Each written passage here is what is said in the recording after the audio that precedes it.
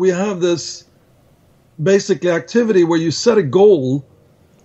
So you're trying to do something that you can't do, and you have a practice activity that you can kind of repeatedly apply, so you can kind of explore different ways in which you can actually now achieve this goal that you've set. And if a teacher has now been able to identify this as a suitable change for you, then we call that deliberate practice. I'm Srini Rao, and this is the Unmistakable Creative Podcast, where you get a window into the stories and insights of the most innovative and creative minds who started movements, built thriving businesses, written best-selling books, and created insanely interesting art. For more, check out our 500-episode archive at unmistakablecreative.com. Anders, welcome to the Unmistakable Creative. Thanks so much for taking the time to join us. Well, it's my pleasure, and I'm really looking forward to talking to you. Yeah, likewise. So, I was very, very thrilled to find that you had written a book, since you literally are the one who coined the term deliberate practice, which has made its way into nearly every social science book that I have ever read about how to improve performance in something. And every one of our listeners probably is curious about, what it is they can be doing to improve their performance in, whatever area they're trying to become experts in. But before we get there, I want to start by asking, what extracurricular activities did you participate in as a child, and what role did those extracurricular activities have in your interest in this area of peak performance and expertise?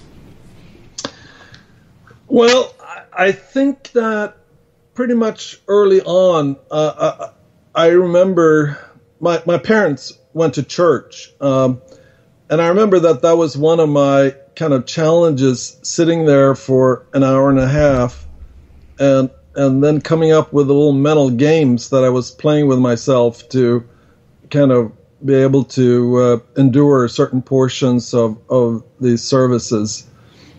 And I think in general, I've been really interested in thinking. And I remember maybe I was in fifth grade or something like that when I basically kind of decided I didn't want to memorize things. I felt that was sort of beneath me.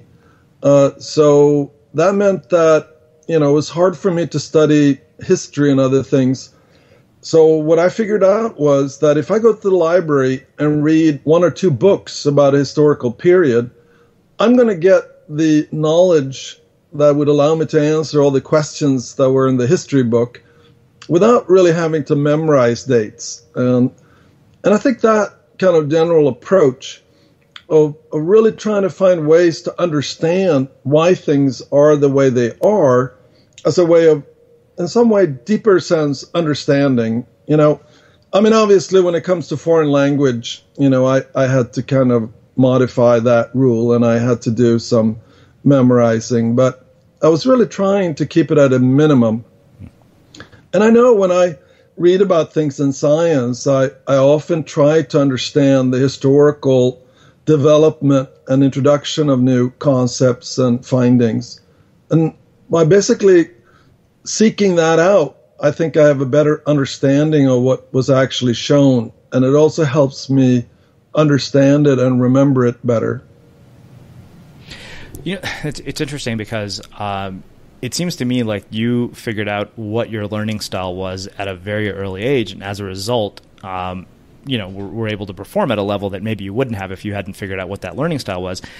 Why do you think that there's such a sort of confusion about what somebody's learning style is, and we have this sort of just gap in academic performance that we see in our education system because it's not designed to cater to each individual learning style? So I guess, the question is, why did you discover yours? And if you're, having to talk to parents who might be listening to this, what would you say to them? Well, I don't know. I think I was probably a little bit too self-centered when I was a kid, to basically wonder why other people were doing it differently.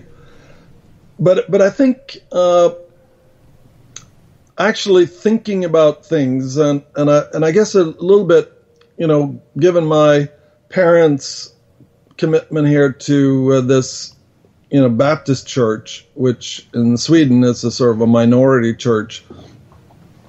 I think I got into discussions with my friends a lot about, religious issues and stuff like that. And I think that sort of more or less made me, feel like I wanted to understand things as well as possible so I could, be able to argue in a sort of a logical way. And I guess I didn't worry too much about what other students were doing. And I think I guess I saw it more, that some individuals enjoy reading and thinking and other people don't. But I'm not, and I think even today, I'm not sure that it's so much a matter of that they couldn't do it as they didn't do it. And that once you start on a path, it's going to make a lot of things much easier for you than if you basically have not done all this preliminary work that's necessary for you to understand things. Mm-hmm. So walk me through from, being this kid in church and this kid who deconstructs learning in a very different way to how you end up doing this work that you have done around, this science of expertise. Like, how do you go from where you were at there to where you're at now? Well, I had a period when I was sort of looking for science as a way here of giving me confidence and certainty, as I moved away from at least actively participating in this church. So I had a period when I really wanted to be a nuclear physicist because that seemed to me to be where the frontier was.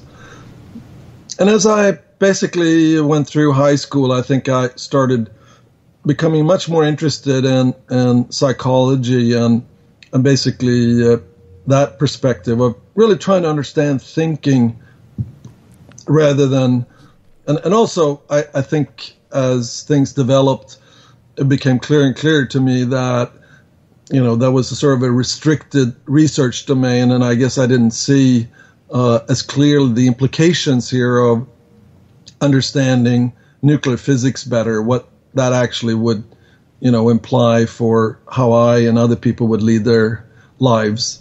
So basically, I kind of started with psychology, and then I actually was a double student at the Royal Institute of Technology in their branch for nuclear physics. And then I was also in parallel taking courses at the university in psychology. And after a couple of years of doing that, I sort of switched over 100% to psychology. And I guess that's pretty much where I've been doing research now and thinking for the last, close to 50 years. Wow. Okay.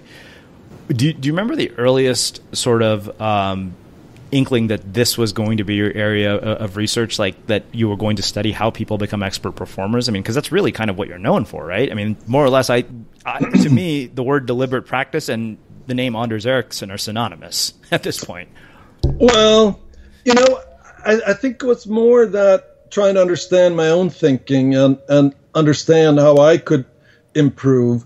So basically, my dissertation was essentially on how to solve a relatively childlike problem, a puzzle, and having adults do that and then look at the individual differences in their thinking and how knowing more about what they were really thinking, because I kind of introduced, in Sweden anyway, maybe I introduced that method of having people think out loud while they were solving problems, basically using a method pretty much developed by Newell and Simon in the United States. So I think basically there's this next step, which happened when I was a postdoctoral fellow in the United States working with Herbert Simon and Bill Chase. That's when I really had this chance of really looking at the effects of training, not just describing thinking, but really focusing in on how thinking can be changed through training. When we started these experiments on taking a regular college student and just seeing what the effects of practice on that student would be in terms of his performance. Mm-hmm. Well, I think that makes a perfect segue to really kind of do a very deep dive into the concept of deliberate practice, because I think, like we've heard it kind of touched on by so many people, and there's probably myths about it that we're unfamiliar with. I know I made reference to it in my own book.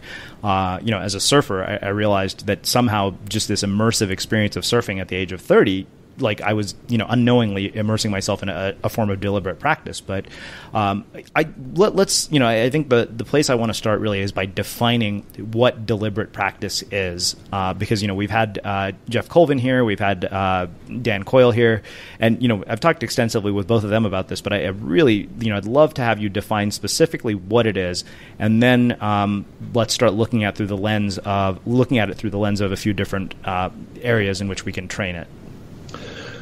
So I think what I realized early was, that practice and basically learning are not the same activities for all people in all situations. And that I think was really a little bit later on when we did our research here on the musicians, the violinists at this International Music Academy in Berlin. That, I guess, is when we really were forced here to develop a new concept of learning. Because what we found after doing interviews and collecting information about what these individuals were basically engaging in during their full-time activities here at the Music Academy, we found that there was one activity that stood out, and that was when they were actually engaged in training. So they were basically working on goals that their music teacher had actually given them, and then they were spending individual time now trying to achieve these improvement goals. And then, they would see their teacher pretty much once a week. So that cycle of actually be given goals, focusing in on trying to attain them with the help here of the teacher, describing what kind of practice activities would be particularly suitable for improving this particular change that basically was assigned for that week. So there we have like two things. We have this basic activity where you set a goal. So you're trying to do something that you can't do, and you have a practice activity that you can kind of repeatedly apply, so you can kind of explore different ways in which you can actually now achieve this goal that you've set. And if a teacher has now been able to identify this as a suitable change for you, then we call that deliberate practice. So it basically points out here that the biggest difference from when people actually go out and practice, they go out and play with their friends, or they maybe, play golf with some of their colleagues. We call basically that practice, because you may try to do your best, but you're really not trying to improve a particular aspect of your game. And that is kind of what we're arguing, purposeful practice. That is when you're committing to try to make a change.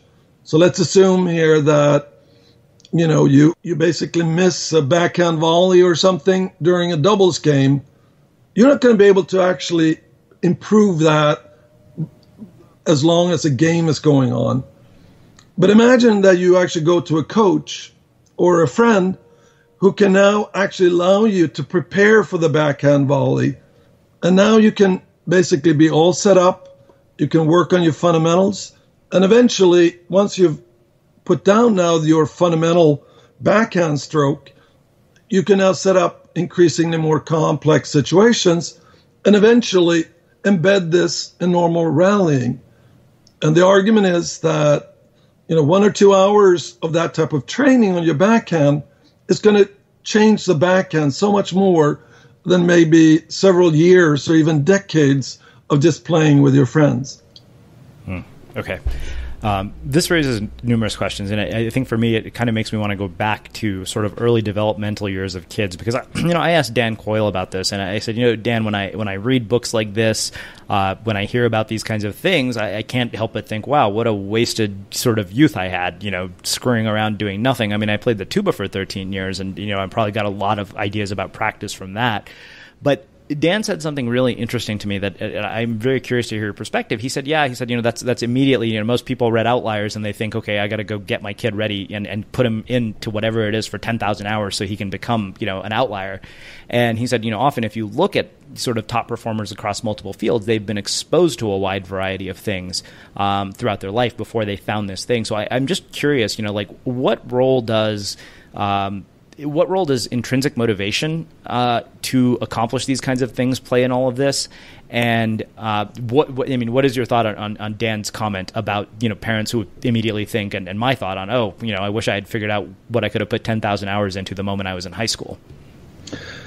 Well, my sense is that once you look at people who are exceptionally successful, it becomes very clear, that one of the key things is finding a way here where you're really engaged and in control of your learning process. And I think there is a fair amount of evidence showing that a lot of music prodigies never succeed as adult musicians. And the argument is that many of their parents kind of pushed them and more or less coddled them into more or less doing things which allowed them now to reach a technical proficiency. But they didn't help them develop that independence that basically is required now to really provide a musical interpretation and actually doing something that adults and other individuals would really feel is a creative, music performance that will move them. So my argument is that the best thing is actually working backwards. So if you know what it is that basically characterizes people who make an extreme contribution, and then actually see what are the representations and the knowledge and skills that they acquired, and at which point were you actually providing them with enough sort of mental representations that they could take over a lot of the learning by themselves? Because I think that, is that key phase where, the parent is not going to be able to tell the kid, how to become an exceptional music performer, because you can't just duplicate somebody else. You really need to be able to find what is it that you uniquely can contribute that basically people then will, appreciate and give you credit for. Mm-hmm. So I personally think it's fine to introduce kids early on. And I think it's in some ways much better that parents try to find something that they and the child enjoy doing, because then the parent can actually get the special time with the child, and they can, even if the child is seeing a teacher, they will be engaged now in this activity. But it's important here that the parent is really viewing the child as somebody who will gradually take over more and more control over the training. And that may involve deciding that they want to do something else. But my sense is that having had that experience of reaching that individual control is going to be really useful and helpful when you decide to do something else. I think you've learned a lot about what you can actually improve and what it takes to be effective when you're engaging in practice, that at least as a method generalizes to other domains. Interesting. Okay, so I can't help but ask you a question about the way we educate people. What's interesting to me is looking at all the social science research that I have done as a byproduct of running this show and to talking to the people I've talked to, is we don't really educate people to become peak performers. Like, we're not teaching people how to incorporate deliberate practice in the way they're educated through our school system. And yet what we see as a byproduct is outliers. So I'm just curious, why is it that this isn't the standard way of doing things in education or in any form of training? Because, you look at the corporate world. I remember Jeff Colvin's book opens with the fact that this is not how you're trained to work. He said, in fact, most working environments are set up not to turn people into expert performers. Well, I think that's a really interesting question. And I think in a couple of places when I've been giving talks, I really point to, the value of having parents that believe in their children and are willing now to kind of help them, develop some kind of reasonable level of ability in a domain, to give them that sense of what they actually are able to control themselves. And I think it's kind of interesting, and we do talk about it as a dark side of talent. All these individuals who've been told, that they can't sing or they can't draw or, they can't do this and that. And then basically, especially when it comes to singing, you may have had a really kind of awful experience here with somebody, giving you negative feedback when you were singing. And from that point on, you never try it again. I guess we talk in the book here about some people who in their adulthood actually seek out music teachers and now having a second chance here at a career of singing. And talking to these teachers, they're convinced that anyone can improve their performance, in a dramatic way. And I think that it is kind of amazing that instead of encouraging children to pursue and actually understand now what the real limiting factors are, because once you look into a domain like drawing or singing and understand now the long extended process by which you kind of refine your skills, now that becomes the real sort of constraint here on how far you're going to be able to get. And most people, they have limits on time. And we also know that if you're going to engage and deliver practice, you need to be able to be 100% focused. And I believe the evidence indicates that you have about 4 or 5 hours a day when you can actually, be able to be that concentrated. So then it's up to you to decide what are the things that you prioritize where you want to basically expend that valuable time. So I don't know about you, but vacuuming is not one of those things that I ever look forward to doing. But as you know, your environment has a huge impact on your creativity. So I still like it to be clean wherever I'm living and working. But now it doesn't have to be something that you deal with. If you're like me and you grew up in the 80s, you probably fantasized about the day when cleaning your house would be like it was for the Jetsons, meaning you don't have to lift a finger. Well, the good news is that we're already kind of living in that future. And the easiest way to make sure your floors are clean every day is with the iRobot Roomba Robot Vacuum. It cleans up after itself. The Clean Base automatic dirt disposal takes convenience to a new level, automatically empties its own bin into an allergen lock bag that holds 60 days of debris and traps 99% of pollen, mold, and dust mites, so you can forget about vacuuming for months at a time. Let the Roomba clean for you instead. It learns your home, finds dirt, and empties itself on its own. It's got powerful cleaning performance made effortless.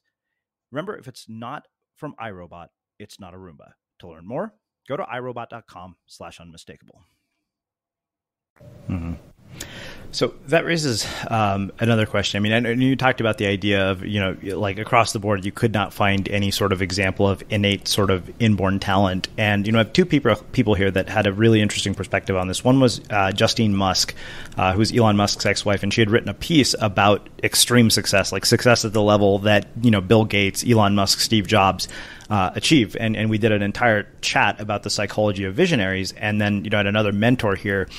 And, we talked about people like that, and he said, his perspective was, you cannot train that. That is something that is innate and that you are born with. And so I can't help but ask you that question, given the perspective that you've had. Like, are there people like an Elon Musk or a Steve Jobs? Is that just some sort of exception to the norm? Because that's like at another level from what we look at when we consider expertise.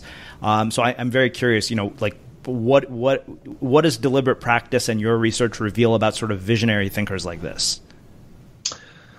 Well, I think this is a really interesting and difficult situation. Now, I don't know either Steve Jobs or Elon Musk personally. The closest I've gotten to somebody who by other people were viewed as somebody truly extraordinary was Herbert Simon, who got the Nobel Prize. And, contributed to, at least 4 or 5 different scientific domains. Now, when I talked to him, he pretty much said, that he had one major idea, and that idea was then kind of explored in all these different academic domains. So that raises the question, what is it that these individuals did that couldn't have been done by somebody else? Now, obviously, it wasn't done by somebody else, but the issue is, could it have been done by somebody else? And when we look at, science and a lot of other domains, I think it becomes clear that it could have been done by somebody else, but it wasn't. And so that makes the question a little bit different. And I, from the little I know about Steve Jobs, it seems like, he was prioritizing activities and time in a way that is quite different from the vast majority of people. So rather than, arguing that there has to be something innately different, my question would be, can we identify more specifically what that difference was and why other people could not have basically done the kinds of things that they did? If we basically think here that, you have certain kinds of opportunities, and some people, depending on earlier choices, are at the right place at the right time with the right kind of skills, and then are now given sort of a new path that basically very few people were on parallel paths. So it's quite different from sports, where everyone is doing the same task, and basically we can now compare the performance between the different people competing in the same event. Okay, so one other question about this is age. And so 2 questions come from this. Sort of, what is the impact of deliberate practice on the brain? Like, what has your research revealed about that? And then what is the impact of our age in the ability or on the ability to improve at a particular craft as we practice it? Again, great questions. I think, in the book we point out, some of the kind of developmentally sensitive periods when it seems that practice can actually tweak your development in a certain direction. And if you don't engage in practice during that age period, then basically you're kind of locked in. You can't now influence. And several of these things are linked to the calcification of bones that happens sometime between ages 8 and 12. And during that time, you can actually change the joints such that basically ballet dancers have their feet, going outwards in the resting position. Baseball pitchers are able to move their arm back further and thereby improving the ability for them to throw. There's evidence now using brain imaging suggesting here that you can actually build myelin in various parts of the brains in a way that seems to be dependent on practice at different ages. I think we're just at the beginning of understanding, what changes can be done and will result from practice at earlier ages. But I guess in most of the book, we basically make the point that looking at adults who try to acquire new skills, they seem to be able to do remarkable things. And I guess we talk about improving your memory skills, and the cab drivers in London who acquire, this map of some over 20,000 streets so they can basically be able to be given an arbitrary starting point and then plan the most efficient path to a destination. My belief is that obviously at some age point, you basically are going to have restrictions, but what is remarkable to me from our research is that if you maintain practice, we showed that by looking at pianists, you can actually preserve basically this superior performance in the domain where you really care about. In this case, the pianists were interested in being able to execute very rapid music sequences.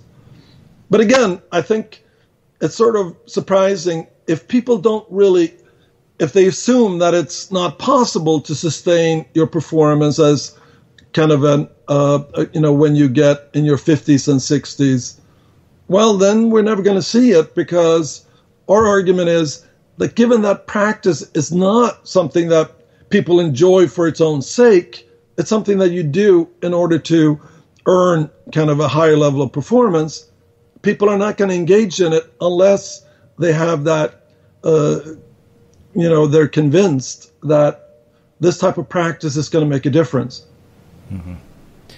So one other thing I know you emphasize quite a bit is the role of teachers. It's something that I also, talked extensively about in my own book, and the role that mentors have had on, our growth here at Unmistakable Creative and everything that I've done. Like the difference a really good teacher makes. In the process of writing a book, I got to work with a coach who had done multiple books for, well-known authors. And I mean, the difference in the caliber of work that was produced as a byproduct of working with her was night and day. I mean, worth more than every penny that I had to pay her.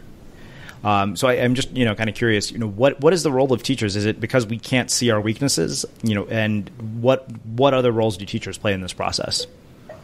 Well, I mean, if you view the acquisition of superior performance as, that you're like building a house, there are a couple of problems with that.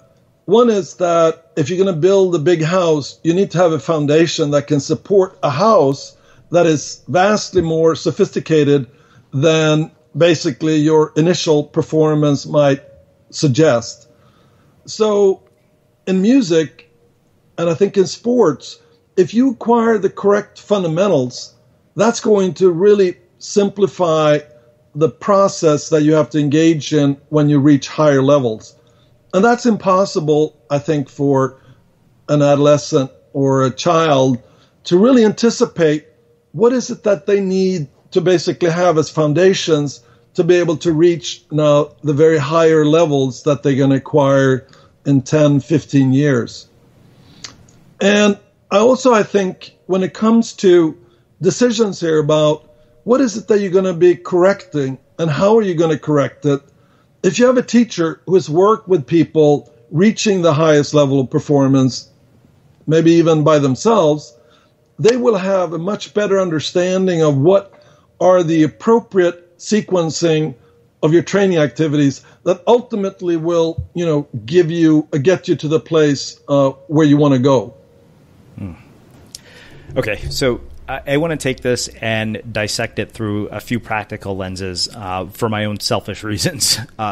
First, as a writer who spends, almost every day writing, I'd like to talk about, how I could take the concept of practice and improve on it, like beyond what I do as, which is my daily practice of writing 1,000 words a day. Where can I tweak this and tweak my entire process for significant improvement? And then I want to look at it through the lens of interviews and what we do here on the podcast. Like, how could I incorporate deliberate practice into that? And then, of course, I'm going to ask you about surfing because I'm a surfer and I want to become a better surfer. So let's start with the writing process. Well, I think that is very interesting. And in some ways, my belief is that by specializing, so deciding what type of writing products you want to do, I think is a very kind of important. And it's not like you have to be just one thing, but I think, and that's actually one of the advice that I got as a scientist when I came to Carnegie Mellon as a postdoctoral fellow. Bill Chase told me that if you're going to be successful, you need to basically find a way that people would think of you as an expert that they can describe with, say, one sentence. And I think my initial description was, that I had worked on this book with Herb Simon on basically having people think out loud. So that was kind of one thing that I tried to become the world's most informed person about. And then I guess I did the work with Bill Chase here on training memory. So that would be now a second piece where I also tried to read up and become a real expert on. So now going back to writing, I think if you could define now what kind of products you would like to do, and you could name other individuals who you think actually have created products that you feel are really admirable, then I think that provides you now, ideally, if these individuals are alive, conceivably you could ask them to comment on what you're writing. And I personally believe, I'm not a writing expert, but Robert Poole, my co-author, is. But when I write, I pretty much go over things 15, 20 times before I find that it gets close to something that I'm happy with. Now, Robert seems to be able to somehow, think through things, and then once he starts writing, he doesn't need to go through as many revisions. But anyway, I think that is the closest that I know to kind of identify your goals and then, analyze and maybe even approach people who produce these products that would actually help you now to see and understand how you can master the techniques that these other individuals, so successfully had implemented. So what about interviews? At this point, having done 700 of them, but I'm never quite satisfied because I think my great fear is that I'm going to plateau. And I usually want to make sure that, anything I created last year is significantly worse than what I've worked on this year. And I'm just curious, if I said, hey, I want to take this entire concept of deliberate practice and apply it to my craft as an interviewer, what would I do? So then I think I'm going to have to ask you a question. Sure. So what would you be basically the ultimate feedback that you could get that in some sense would define now basically either that you just improved from one year to the next, but ideally also more specifically, what is it that you were doing better this last year from previous years? And is there something that about your interviews where you can identify things that are better than other portions? So I guess that idea of feedback from basically a source that you can't really influence by smiling at them or paying them or treating them better, but basically something that is out there that in some ways measures what it is that you wanted to achieve. Okay.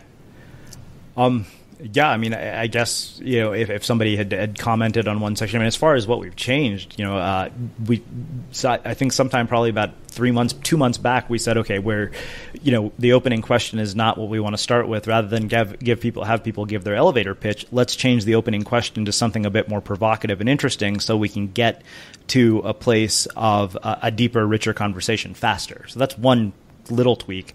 And then, I think one of the things I often do is I will go back and sort of look back, listen and think about questions that I should have asked or think about things that came up as threads for me that I didn't chase down during the interview that I wish I had asked about. Well, one interesting question would be if you and I were to do this 10 times, mm-hmm. How do you think that the 10th time we would do this interview would change?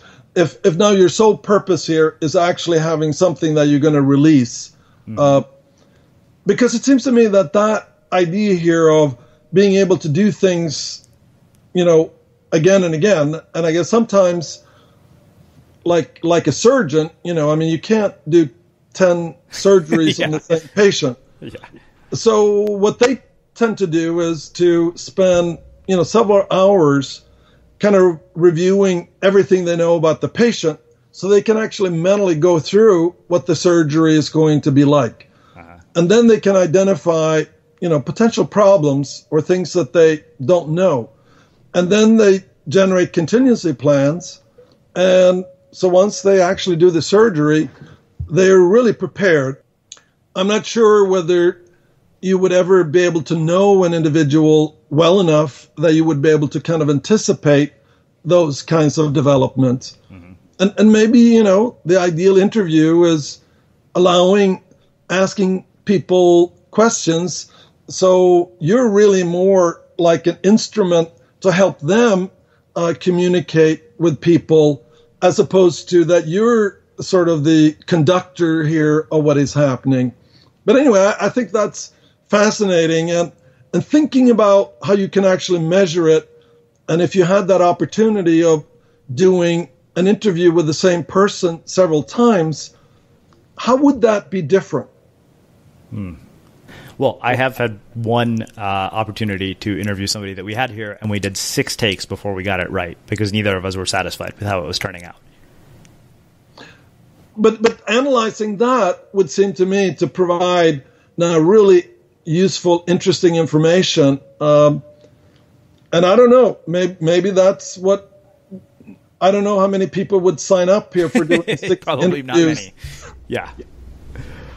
Okay. And maybe you wouldn't even find the time to do it either. But I think that idea here of almost making thought experiments about what would be ideal.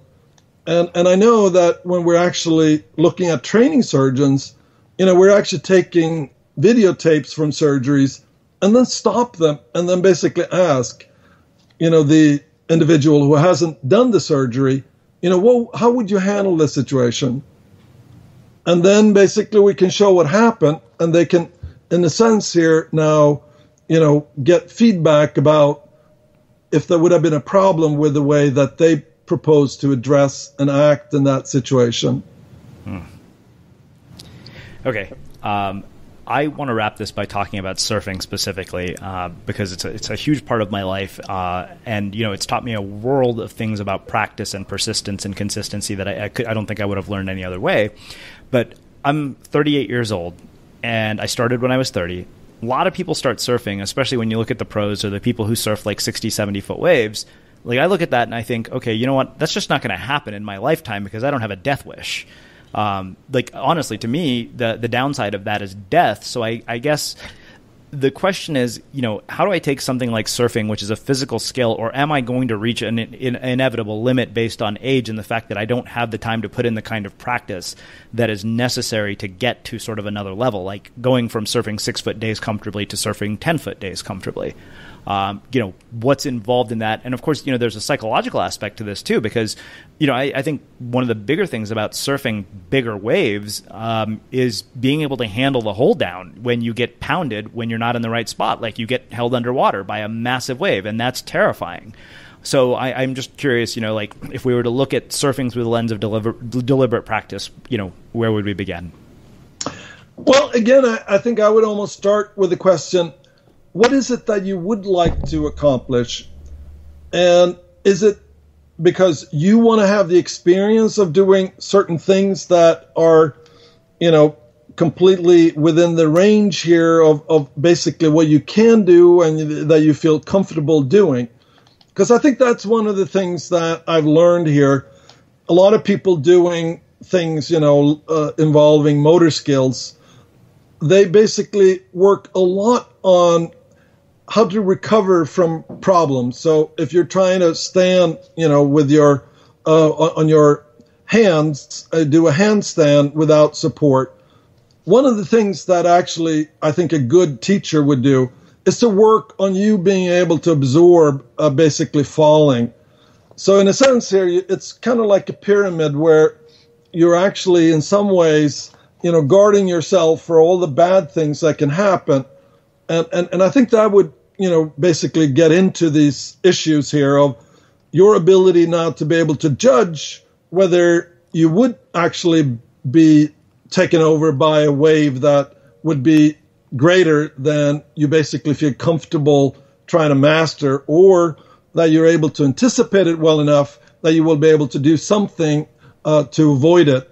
Now I don't really know that much about surfing, so it's obviously going to be quite general here what I can say. Sure. But I think if I were you, I think I would be more interested in the experience that you can actually generate by creating now the kind of ideal environments in which you can actually have that sense of stretching yourself a little bit, but not so much that you will break. Right.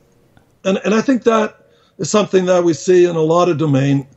People actually trying so hard to improve that they will actually break, or they will train when they don't have full concentration, which will lead them now to basically have some accident or injury that may actually change the trajectory of their careers.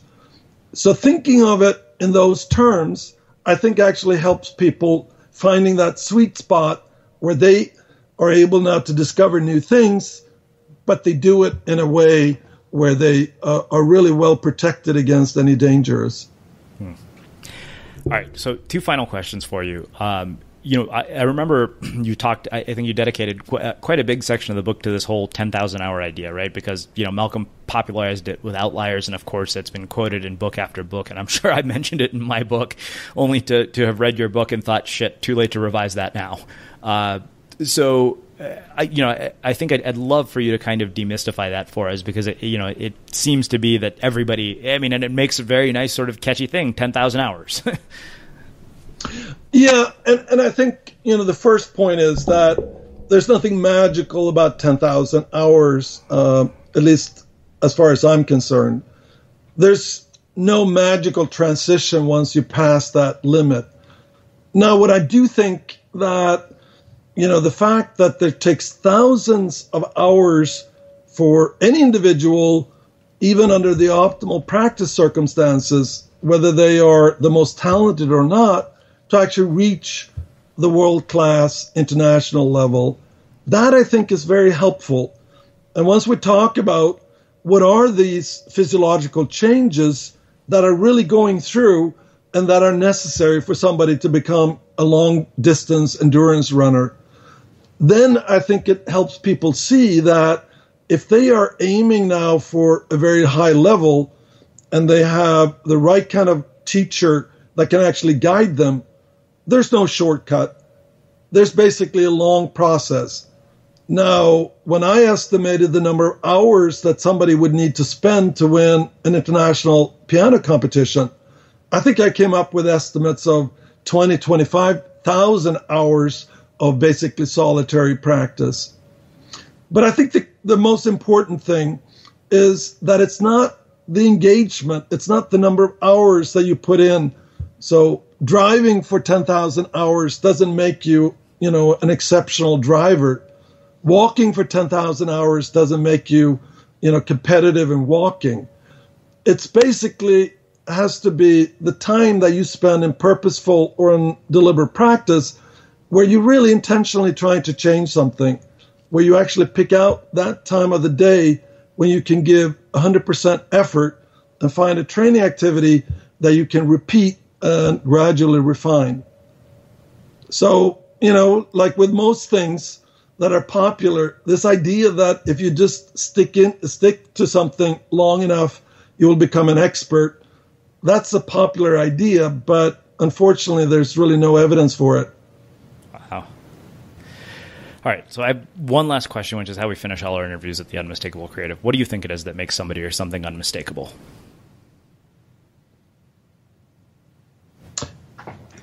Could you rephrase that question? Yeah. What do you think it is that makes somebody or something unmistakable? Unmistakable. I'm not totally sure. Maybe, I'm a Swedish, so maybe I'm... Okay, so do you want me to tell you how I define unmistakable? Yeah, that would be helpful. Okay, so I define unmistakable as something so distinctive, so unique that nobody else could have done it but you. Basically, you can take one look at it, and it can't be mistaken for something that somebody else could have done. And that's probably where I would argue that I don't know that there exists anything. Now, once you start asking the question, who would be the first to do it? Mm-hmm. That's a different question than once you've seen somebody do it, would you actually find somebody else who would be able to replicate it? And And I guess when I've looked at these, even when it comes to, faking paintings and playing music that people thought only a given person could do, or as we see with sports records that are now, kind of broken, the fact that somebody did it first is quite different from the fact that nobody with the appropriate training would be able to do it again once they know what the basically achievement was. Well, this has been just fascinating and amazing, as I kind of expected it would be. So where can people learn more about you? Well, if they want to look at the book, I think that's probably the place where I think we've done the best job here of describing some of the ideas. And there's also a website that Robert Poole is kind of organizing, and Facebook and Twitter accounts. And the website is Peak the Book as one word.com. Awesome. Well, we'll be sure to link all of that up in the show notes. And I really, really appreciate you taking the time to join us and share your insights and your story with our listeners. This has been just fascinating. Well, I really enjoyed talking to you, and I would love to actually hear more of your reactions, because I think, finding people who are really thoughtful is the most valuable experience that I have as a scientist, that sort of stimulates me to think a little bit deeper and improve my thinking a little bit more. So if you have some comments or think it would be useful maybe just to have an informal conversation, I think I would really enjoy that. Yeah, absolutely. And for everybody listening, we will wrap the show with that. Thank you for listening to this episode of the Unmistakable Creative Podcast. While you were listening, were there any moments you found fascinating, inspiring, instructive, maybe even heartwarming? Can you think of anyone, a friend or a family member who would appreciate this moment? If so, take a second and share today's episode with that one person, because good ideas and messages are meant to be shared.